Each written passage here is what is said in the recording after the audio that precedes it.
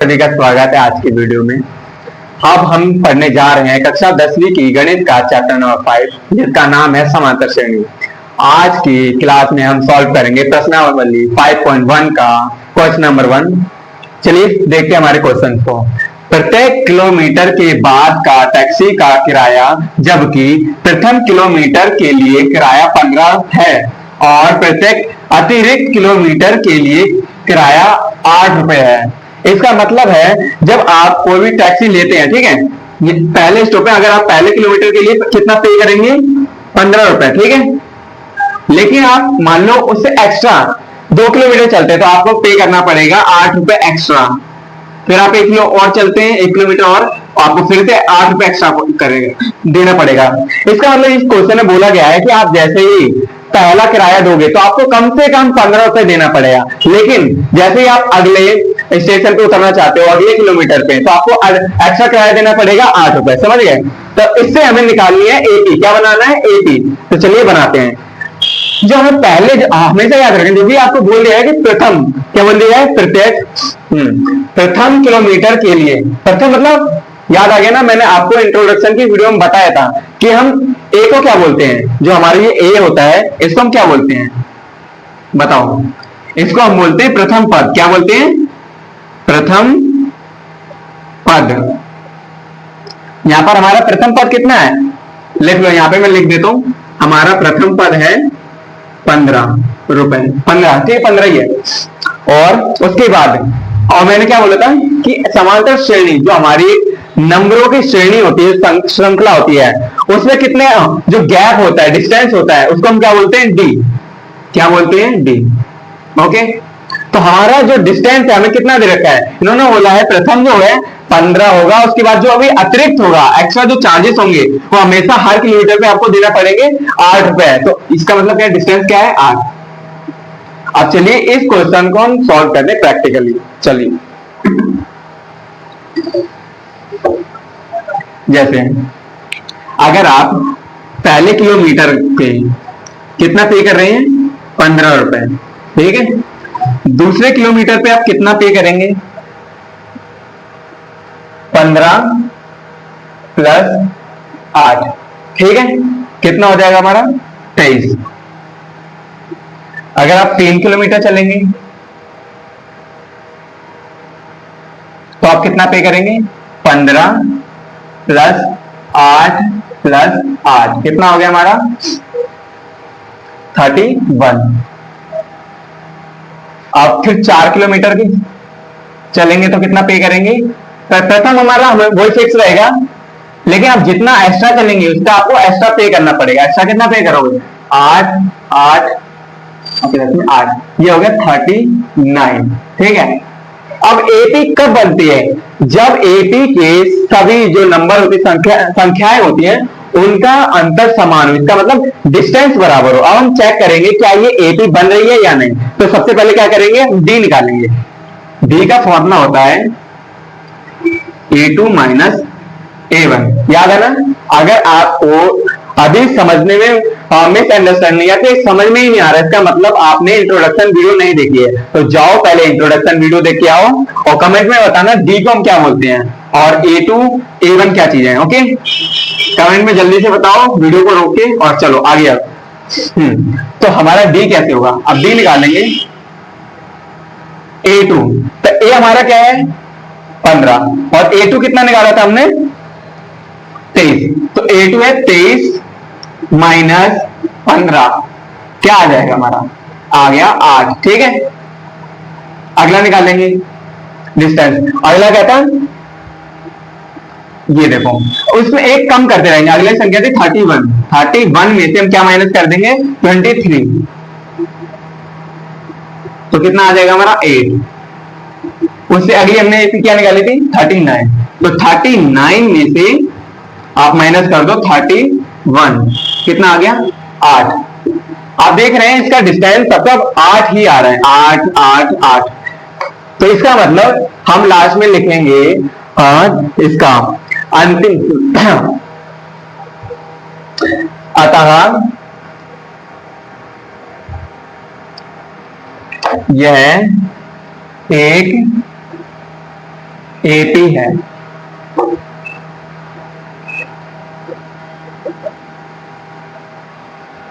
क्योंकि सार्व अंतर समान है, सार्व अंतर समान है। अब हम एक बार रिचेक करेंगे। देखो हमने क्या निकाला था, हमें ए दे रखा था, ठीक है। पहले इन्होंने बोला था प्रथम किलोमीटर के लिए किराया कितना होगा, 15 होगा, ठीक है। उसके बाद क्या बोला था इन्होंने, अतिरिक्त जितना भी किराया होगा, अतिरिक्त किलोमीटर के लिए कितना किराया देना पड़ेगा ना, 8, ठीक है। तो पहले के लिए हमने 8 दिया, अगर हमने 1 किलोमीटर और चला तो हमें कितना पे करना पड़ेगा, 8 रुपए और। फिर हमने एक और 1 किलोमीटर एक्स्ट्रा जोड़ा, तो एक और जोड़ा तो हमें क्या 8 और एक्स्ट्रा देने पड़ेंगे। पहले 23 थे, ठीक है, तो 23 में अब हम 3 किलोमीटर और चल रहे हैं, तो एक बार हमने 8 जोड़ा, अब एक और किलोमीटर जोड़ा तो हम एक बार 8 और जोड़ देंगे, ठीक है। तो कितना होगा 31। अब 4 किलोमीटर के लिए कितना था, हमने 1 किलोमीटर और एक्स्ट्रा जोड़ा तो हमें एक बार 8 रुपए और एक्स्ट्रा पे करना पड़ेगा, ठीक है। तो 15 8 प्लस 8 कितना होगा 39। ये तो हमने क्या निकाली, एपी। अब हम चेक करेंगे क्या ये एपी सच में है या फिर रॉन्ग हमने एपी निकाली। उसके लिए हम क्या करते हैं, हम डिस्टेंस निकालते हैं, डी सार अंतर निकालते हैं कि सही है या नहीं है। तो देखो क्या करेंगे कि A2 में से A माइनस करेंगे, A हमारा ये था, ठीक है, A2 हमारा ये था, ठीक है। आगे वाले में से पीछे वाले को माइनस करते हैं। आगे क्या है 23, पीछे क्या 15, तो 23 में से 15 गए 8, ठीक है। एक हमने इसको मान लो D1 निकाल लिया, अब D2 निकालेंगे, तो D2 के लिए हम उससे आगे वाले की संख्या लेंगे। तो 31 में से उससे पीछे वाली को माइनस कर दो, 31 माइनस 23, 31 माइनस 23 कितना हो गया 8। अब देखो, अब हम D3 निकाल लेते हैं, ठीक है। तो D3 के लिए ये एक 39 में से माइनस किसको करेंगे, पीछे वाली संख्या को, 31 को। तो क्या आंसर आया 8। इसका मतलब हमारी एपी भी सही है, क्योंकि इसका सार अंतर समान है। ओके, स्क्रीनशॉट ले लो, नोट कर लो। अब चलते हैं अगले क्वेश्चन पे।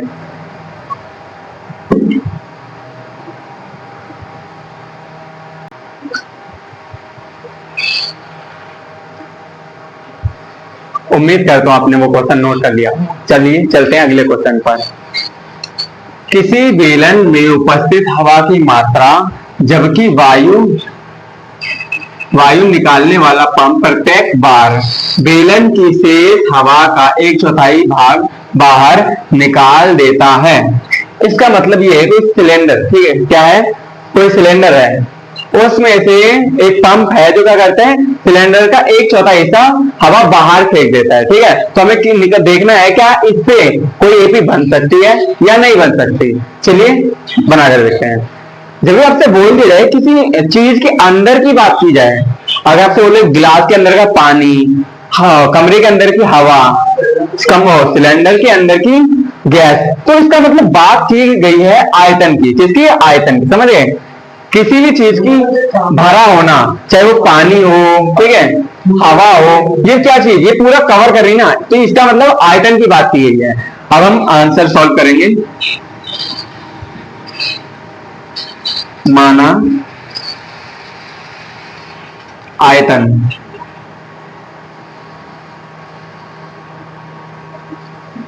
हम अज्यूम कर रहे हैं 64, ठीक है, क्या 64। अब देखना है, अगर मान लो हमने आयतन 64 एज्यूम किया है, तो पंप क्या करेगा, हर बार इसका 1/4 हिस्सा बाहर फेंक देगा। तो ये वाली जो कैलकुलेशन यहां मैं कर रहा हूं, इसको आपको रफ में करना होगा। तो 64 को आप ऐसे मल्टीप्लाई कर दो 1/4 से, ठीक है। ओके, अब इसको आप इससे काट दो एक बार में, ये चला जाएगा 16 बार में। अगर आपको ये काटना नहीं आया तो ऐसे करके काट सकते हो आप। 64 को अंदर रखो, 4 को बाहर रखो, ठीक है। 4 के पारे में 6 कितनी बार में आता है, नहीं आता, उससे कम लेंगे, 4 एक बार में, ठीक है। कितना आता है 2, 24। 4 के पारे में 24 कितनी बार में आता है, 6 बार में, ठीक है। तो पता चल गया 16 कैसे आया है। या नहीं कि अब हम क्या कर रहे हैं कि 64 था, 64 में से ये एक बार में कितनी हवा बाहर निकाल रहे हैं, 16 जब बाहर निकाल देंगे तो कितना आंसर आ जाएगा। तो 64 में से आप 16 घटा के देख लो, ठीक है। 4 में से जा नहीं सकता, तो उसने इससे कैरी लिया तो बन गया 14। 14 में से जब 6 जाएगा तो 8 बच जाएगा, ऑर्डर 4, ठीक है। कितना आ जाएगा यहाँ पर आंसर 48। समझ गए होंगे।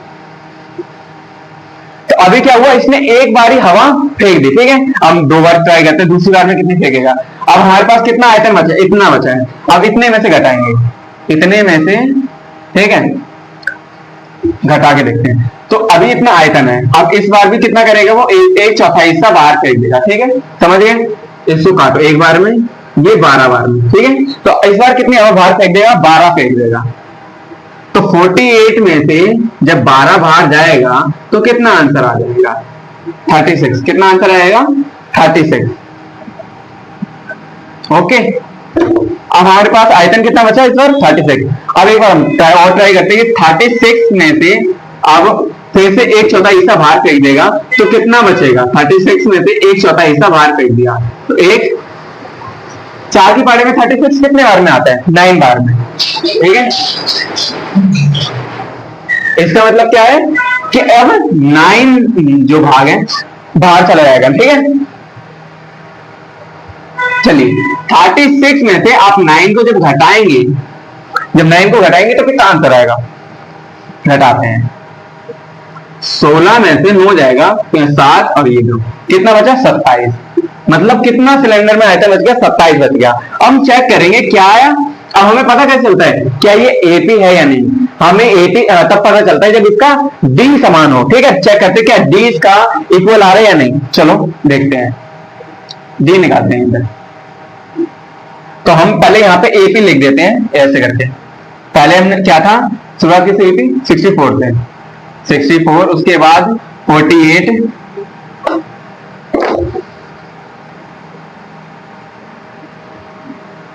हाँ 64, 48, 36, 27, ठीक है।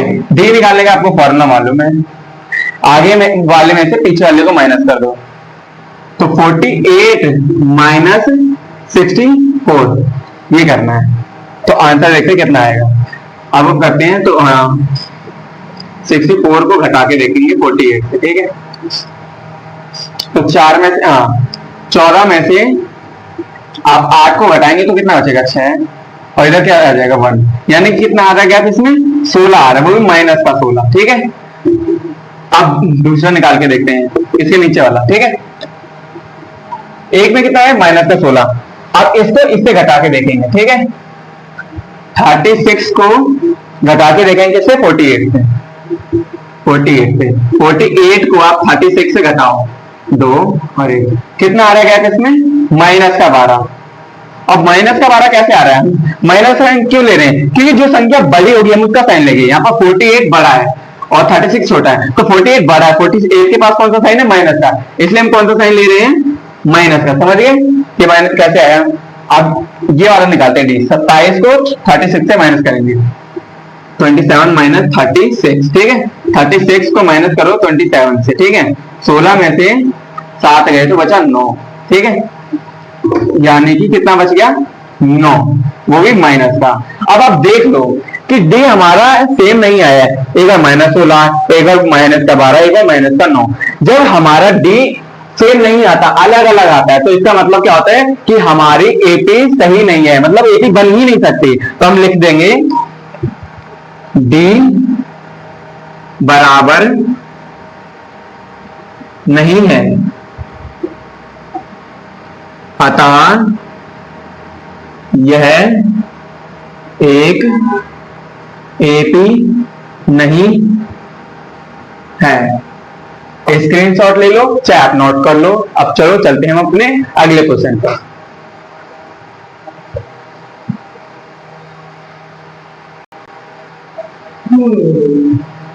उम्मीद करता हूं आपने वो क्वेश्चन नोट कर लिया होगा। आप चलते हैं हमारे पहले क्वेश्चन के थर्ड पार्ट पे, जहां पर प्रत्येक मीटर की खुदाई के लिए के बाद एक कुआं खोदने में आई लागत, जबकि प्रथम मीटर खुदाई की लागत, प्रथम यहां नोट कर लो, प्रथम मीटर खुदाई की लागत कितनी है, 150 है, और बाद में प्रत्येक मीटर खुदाई की लागत 50 रुपए बढ़ती जाती है। इसका मतलब ये है कि आप आंसर लिखते हैं, जब आप पहले मीटर खुदवाते किसी से, ठीक है, तो क्या कहते हैं 150 रुपए चार्ज लेगा, लेकिन आप फिर उसके बाद दूसरा मीटर खुदवाओगे, उसके बाद ऐसा चार्ज सिर्फ 50 रुपए बढ़ते जाएंगे। ओके, हाँ, प्रथम मीटर की खुदाई। मतलब 1 मीटर की खुदाई, 1 मीटर, ठीक है। 1 मीटर पे कितना करना पड़ रहा है? 1 मीटर पे 1 मीटर पे 150 रुपए, ठीक है। अगर हम एक और मीटर खुदवाते तो हमें एक्स्ट्रा चार्ज कितना देना पड़ेगा? 50 रुपए। अब 2 मीटर पे हम आते हैं जब खुदवाएंगे तो 150 प्लस 50 कितना हो गया? 200, ठीक है। हम 3 मीटर जब खुदवाएंगे तो 150 प्लस 50 प्लस 50, ठीक है, कितना होगा? 250। अब 4 मीटर खुदवाएंगे तब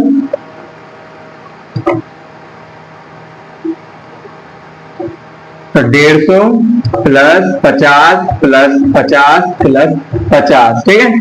150, 200, 250, 300, कितना आ जाएगा हमारा? 300 रुपए। यानी कि कैसे चलते जाएगा? पहले हमारा आएगा, यहाँ पर आ जाएगा हमारा 150, फिर आ जाएगा 200, फिर आ जाएगा 250, फिर आ जाएगा 300, ऐसे ही चलती जाएगी। अब हमें चेक करना है क्या ये हमारी एपी है या नहीं, समांतर श्रेणी है या नहीं। तो हम कैसे चेक करते हैं? डी निकाल के। अगर डी सेम आ गया, सभी डी बराबर आ रहे हैं, इसका मतलब ये क्या है? हमारी एपी है। चलिए निकालते हैं। डी निकालते कैसे निकालते हैं? इसको इसमें माइनस कर देंगे, ठीक है। 200 को किससे माइनस कर देंगे? 150, तो क्या आएगा? 50। अब क्या करेंगे? इसको इससे माइनस कर देंगे, ठीक है। 250 को हम किससे माइनस करेंगे? 200 से, कितना आएगा? 50। फिर हम क्या? इसको इससे माइनस कर देंगे, ठीक है। 300 को माइनस कर देंगे 250 से, कितना आ गया? 50। अब यहां पर देखो हमारे जो डी है क्या है? बराबर आ रहा है। इसका मतलब क्या है? यह एक एपी है। हम नीचे यहां पर लिख देंगे डी बराबर है, डी बराबर है, अतः यह एपी है। जल्दी से नोट कर लो। अब हम चलते हैं हमारे अगले क्वेश्चन पर। चलते हैं हमारे क्वेश्चन नंबर 1 के लास्ट पार्ट पर, जिसमें पूछा गया है खाते में प्रत्येक वर्ष का मिश्र धन जबकि 10,000 की राशि 8% वार्षिक की दर से चक्रवृद्धि ब्याज पर जमा की जाती है। मतलब ये एक बैंक है, आपने बैंक में 10,000 रुपए जमा करा है, ठीक है। तो बैंक क्या करती है? आपको कुछ हर साल आपको इंटरेस्ट देती है, आपके जो आपने पैसे जमा करे हैं। तो शुरुआती आपने राशि कितनी जमा कराई थी? 10,000, ठीक है। अब आपको 1 साल बाद आपके अकाउंट में कितना पैसा आ जाएगा वो देखते हैं, ठीक है। 1 साल बाद, इसको ऐसा लिख लो, 1 साल बाद तो कितना? अभी 10,000 था ना, कितना? 10,000 पे आपको मिल रहा है 8%, ठीक है। देखो जब भी आपको प्रतिशत बोल दिया है इतने परसेंट निकालना, उतने परसेंट, तो जितने परसेंट बोले उसको ऊपर रखो और नीचे किससे डिवाइड कर दोगे? आपको 100 से डिवाइड करोगे, ठीक है। अब इससे 2 जीरो जोड़ करके कितना आ गया? 800, ठीक है। इसमें 800 प्लस कर देंगे तो कितना आ गया? 10,800, समझ गए। अब देखते हैं 2 साल बाद हमारे अकाउंट में कितने पैसे आ जाएंगे। अभी कितना हो गया था? 10,800, ठीक है। अब देखते हैं इसमें कितना हमारा अगर दूसरे साल बाद कितने पैसे आ जाएंगे अकाउंट में, ठीक है। अब हमारे पास इतना अकाउंट में पैसा आ गया पहले साल में, ठीक है। तो इसका 8% निकालो, 8%, ठीक है। 2 जीरो से 2 जीरो कट गए। अब इसको 8 से डिवाइड कर दो तो आंसर आ गया आपका 864, ठीक है। अब इसमें जोड़ दोगे 864, जोड़ते हैं इसमें 10,800 में हम जोड़ेंगे 8 6 4 4 6, ये आपका आ गया, ठीक है। 11,664, ठीक है। प्रथम राशि आपकी 10,000 थी, 1 साल बाद आपने इतना इंटरेस्ट भी मिल गया, दूसरे साल में इतना, ठीक है। हम देखते हैं क्या यह एक एपी बन रही है या नहीं, तो नोट कर देते हैं अच्छे से। 10,000, ठीक है।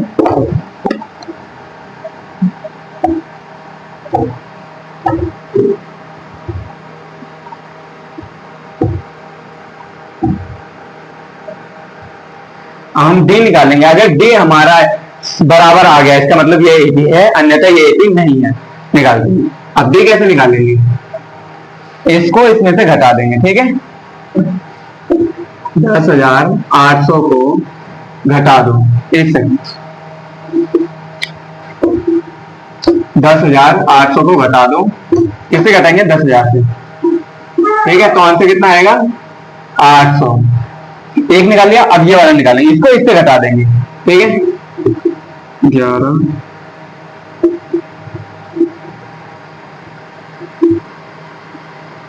अब इसको इससे घटाते हैं, देखते हैं आंसर कितना आता है हमारा, ठीक है।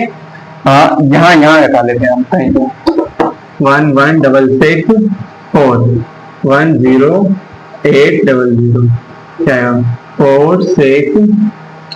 इसमें कैरी लिया है 8,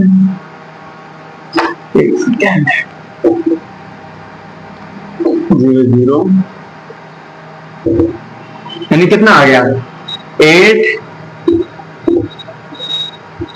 आंसर हमारा है 864, ठीक है।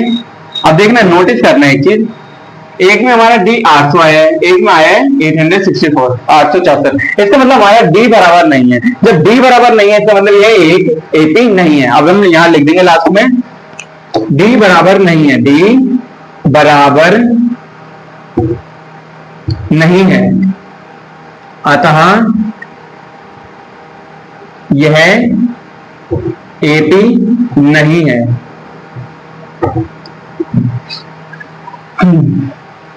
कमेंट में जरूर बताना कि वीडियो आपको कैसी लगी, और हमारे बेल आइकन को जरूर दबाना, और इस वीडियो को जितना ज्यादा हो सके उसको शेयर करना, ताकि आप हमें मोटिवेशन मिले और हम आपको ऐसे ही बेहतरीन तरीके से पढ़ाते रहें।